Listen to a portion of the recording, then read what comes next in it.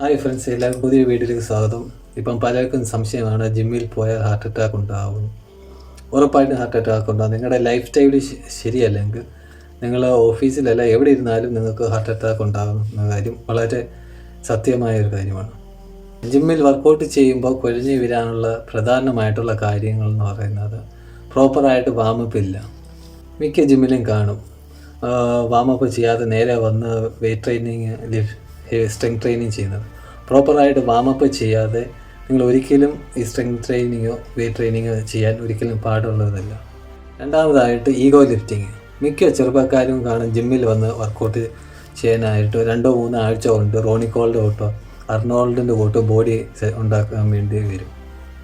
ശരിക്കും അവിടെ യാദൃശ്ചികമായിട്ട് സംഭവിക്കുകയെന്ന് പറഞ്ഞാൽ അവർക്ക് എടുക്കാൻ പറ്റാത്ത വെയിറ്റ് എടുത്ത് പൊക്കുകയും ചെയ്യും, ലിഫ്റ്റ് ചെയ്യും.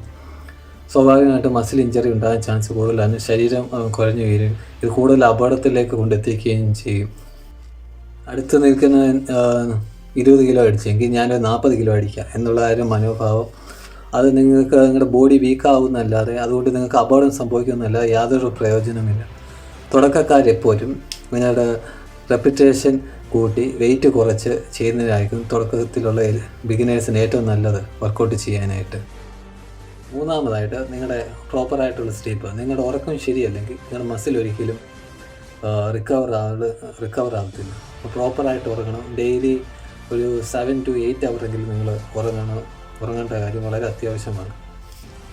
അതേപോലെ തന്നെ തലേ ദിവസം നിങ്ങൾക്ക് ഉറക്കം ആയില്ലെങ്കിൽ പിറ്റേ ദിവസം വന്ന് നിങ്ങൾ വർക്കൗട്ട് ചെയ്യാതിരിക്കുന്നതാണ് ഏറ്റവും ബെറ്ററായിട്ടുള്ള ഓപ്ഷൻ എന്ന് പറയുന്നത്. നാലാമതായിട്ട് നിങ്ങൾക്ക് പ്രോപ്പറായിട്ടുള്ള ഒരു ന്യൂട്രീഷൻ ഡയറ്റ് പ്ലാനും ഉണ്ടായിരിക്കേണ്ടതാണ്.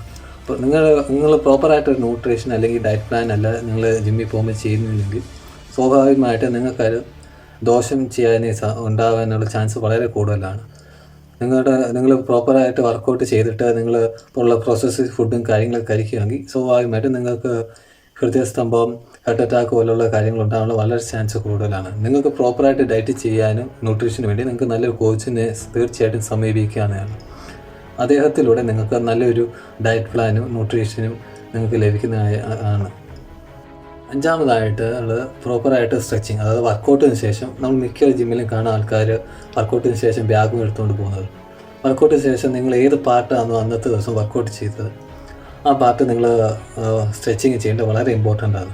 സ്ട്രെച്ചിങ് ചെയ്യുമ്പോഴാണ് നിങ്ങളുടെ മസിൽ റിക്കവറി മോഡിലോട്ട് പോകുന്നതും. അപ്പം എല്ലാ വർക്കൗട്ടിന് ശേഷം ഏത് പാർട്ടാണ് അന്ന് മസിൽ സ്ട്രെച്ചിങ് ചെയ്യുക. അതേപോലെ തന്നെ ഡെയിലി 2 ലിറ്റർ കൂടുതൽ വെള്ളം കുടിക്കുക.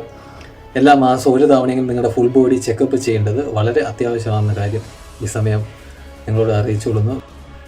പിന്നെ എപ്പോഴും നിങ്ങൾ മനസ്സിലാക്കേണ്ട ഒരു കാര്യമുണ്ട്. നിങ്ങൾ വർക്കൗട്ട് ചെയ്യുമ്പോൾ നിങ്ങളുടെ ബോഡി കപ്പാസിറ്റി, നിങ്ങളുടെ ലിമിറ്റ്, അതേപോലെ തന്നെ നിങ്ങൾക്ക് എത്രമാത്രം വെയിറ്റ് ലിഫ്റ്റ് ചെയ്യാവുന്ന കാര്യങ്ങൾ എപ്പോഴും മനസ്സിലാക്കി വേണം. പ്രത്യേകിച്ച് കാർഡിയോ എക്സസൈസ് ചെയ്യുമ്പം നിങ്ങളുടെ കാർഡിയോ റേറ്റ് എത്രയാണോ അതിൽ ഉപരി പുഷ് ചെയ്യാൻ ഒരിക്കലും ശ്രമിക്കാതിരിക്കുക.